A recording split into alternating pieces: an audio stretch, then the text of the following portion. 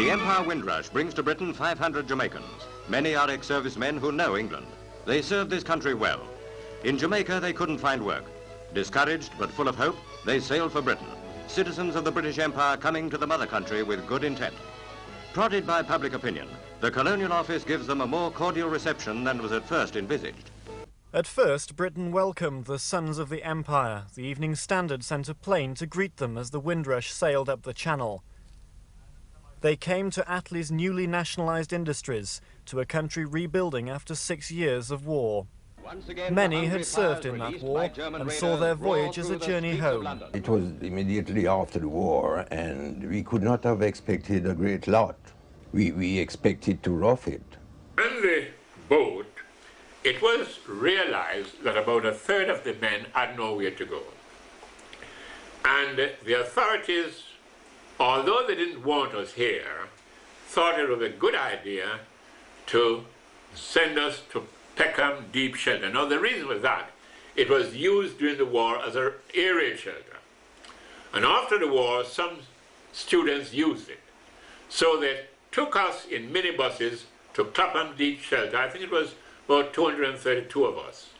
And from there we did our documentation, and within 1 month, everybody had left the shelter and worked. One of the first men to got a job was Columbus. The man was a painter in Jamaica. And when he went to the place, they said, paint? They said, well, give me a try. They gave the man a try. He got the job, and within 2 weeks, he was out of the shelter. And gradually, we left the shelter. But overall, the host nation, the people, were very helpful, even until today. When they landed at Tilbury, the civilians, there were a party waiting for them, organized by either the Home Office or some other department. Civilians to come off the boat. They said to them, do you know where you're going? Oh yes, I'm going to my relation in Birmingham. You sure know? You know where you're going? Oh yes, I'm going to Birmingham. Here you are, train ticket to Birmingham, £20. Off you go. You, I'm going to Manchester. Train ticket to Manchester, 20 quid. Off you go. Oh, I don't know where I'm going. Oh well, you stop there then, and I'll tend to you after. It was difficult to get accommodation.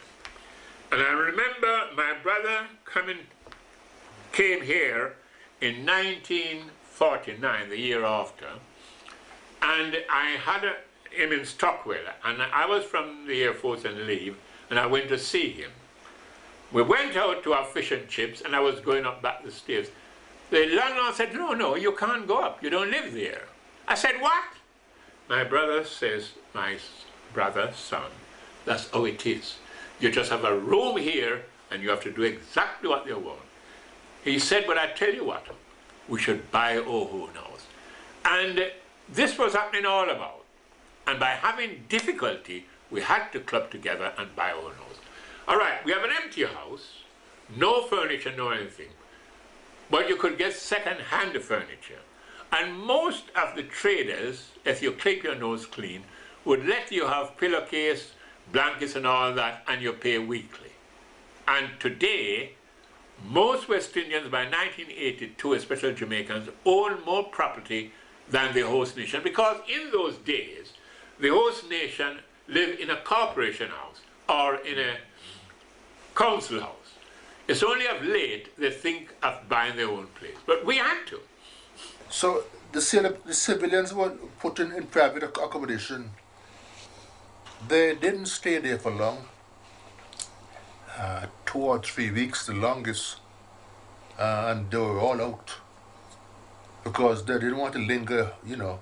They found themselves jobs and accommodation. I was there for about 2 weeks, I think, because it's a extremely deep place, you know, because it was when the Northern Line running in the morning, wake us up because we was below the train line. That wake us up. And then we used to come out in the day and go in the park. And then we used to walk from there down to Clapham Common. That picture was taken while I was off guard, actually. I didn't realize that it was a photographer from the Evening Standard who took that picture. And I didn't realize I was on camera. I was there, and a Guyanese boy living up the road in Balham came and met me, another ex-Air Force type. He said, "Oh, Harry, come on.